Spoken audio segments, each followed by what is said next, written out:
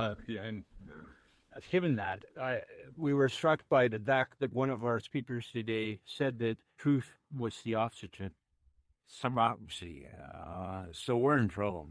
No man knows. We don't know what truth is. I use Jarvis.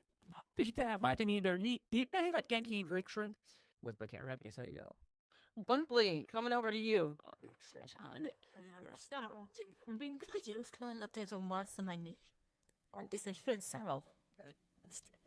We've learned that truth is when your other table mates have other commitments. I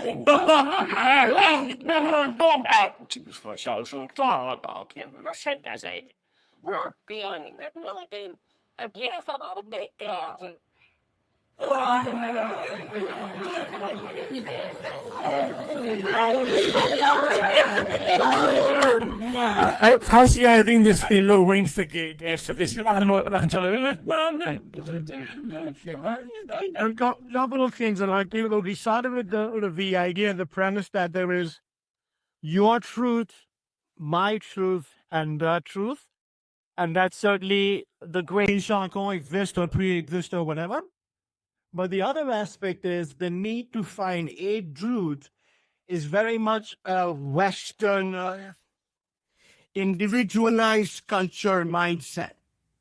Growing up in Hinduism with India, with the pluralistic, mighty God worshipping, goddess worshipping society, people running Vedanta, we don't have the need to have a black or white version of the truth.